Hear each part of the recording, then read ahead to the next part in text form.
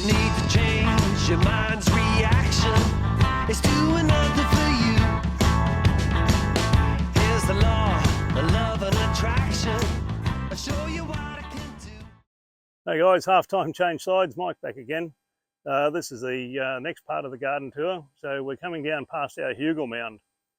So on the end of our Hugle mound here, we have a macadamia tree we've put in.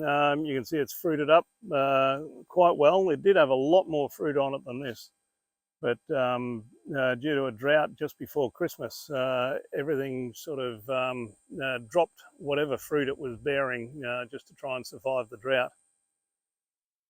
Now we've come down just to here, our grass trees. We had two xanthorrheas growing here, so we've planted our dragon fruit in around it and up over a dragon fruit trellis. Now these are the pink and the white dragon fruit. They're not quite as nice as the red that we have over on the fence of the garden, but still quite good dragon fruit nonetheless. So we dehydrate that and save them for later on. So they're a good store. A really nice high vitamin C content in them too. Also on the post we've got loofah growing, and one of our other moringa trees. So this one you can see it's just been trimmed, so it's just been harvested. And then we've got cassava, turmeric, and in around the moringa is Jerusalem artichoke as well. So you can see there's a real diversity of plants in here.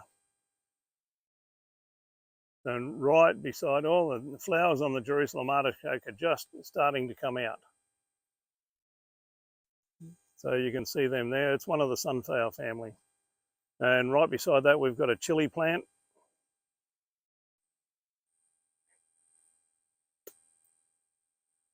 And then coming down we have pigeon pea that we use for chop and drop inside the garden, sprinkled in amongst the turmeric. And this is the Hugle mound here. So in the back here we've got two bush lemon trees, the one under the net, the one here that's going very, very well. Not fruiting yet, but getting there. And just up on the Hugle mound itself we have citronella grass that we're growing so we can distill it and get citronella oil. Our citronella grass is very similar to lemongrass, but totally different smell. We can see here as we're coming into the Hugle mound itself, this is a Panama berry. So this has been giving us berries for ages now. And they come off and you can just eat them whole like that, and they taste like a bit of a mixture between caramel and fairy floss. So they're very, very good, and they're a very prolific fruiter. And you'll see as we go around we've still got the ever-present Tithonia diversifolia, or the Mexican sunflowers. They're all used as chop and drop, and our second macadamia tree. So that's all backed up into this area here where we used to have a bark chip pile. That's all now covered with cassava and turmeric, and also a mulberry tree. So this isn't quite as nice as the other mulberry tree that we've got over the other side of the property, but it is still fairly decent. Now in the front here we've just got some pigeon pea and some lab bean as well growing up, and that's just for chop and drop and to re-nitrogenate the soil in this area here. Now just coming down the side, a couple of new additions that we've had is we've put a couple of pecan trees in. So this is a Shoshona and a Cape Fear. So they're a type A and B tree. So we'll get the maximum fruiting out of it that we can. And then we won't go too close to that tree down there because it's got a bit of a paper wasp nest under one of the leaves that we like to leave because they end up getting rid of a hell of a lot of caterpillars for us. So you don't really want to stir them up too much. Our next bed here is done as a swale to slow down the flow of the water from the land, because we've got about a 4-in-1 slope on this block. So in different places we need to slow the flow of the water down so it doesn't take away dirt and nutrient and everything down the hill when we do get the heavy rains. Again, this one here, we've got grass tree, and we've decided to keep the grass tree in it. We've got my favourite, which is the cinnamon tree. We can actually harvest the bark off the stems and make cinnamon.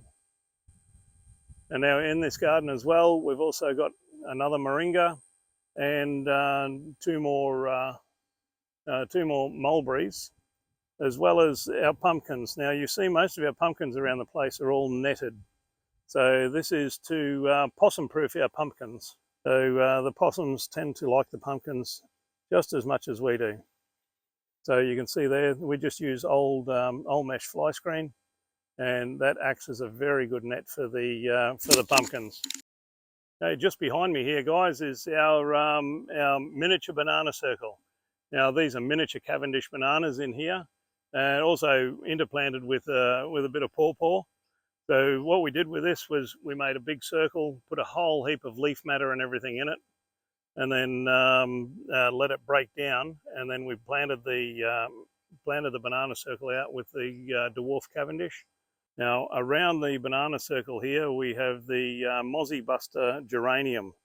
Now when you rub these, they really smell like citronella, and they're quite good, but they are not really any good for getting the oil out of for the citronella side of things. But they do really well when you rub it on yourself, just to get rid of the mozzies or the midgies of an afternoon. But you have to have a fair bit of it. There's a Naval Orange. So the oranges dropped a lot of fruit again in the drought that I mentioned earlier. It was fairly severe and fairly hot, so they dropped a lot of fruit. So this having fruit on it now is a bonus. And you can see down around the bottom we've got arrowroot growing in around there as well, or it could be turmeric on this one. Sorry, yeah. So we see here, this is another white dragon fruit. So this one has been flowering up like nobody's business, and it's even worked its way up through the Star of India tree here. I think it's the Star of India. And you can just see down there the red daca sort of stands out because it has the red trunk and stem.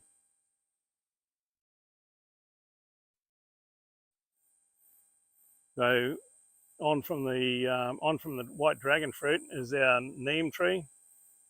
So we're actually getting a bit of fruit on the neem at the moment. So that's a good thing, because most of the good neem oil comes from the seeds. So that's a really good show there. And in this garden as well, just with every other garden that we have, it's a very diverse planting.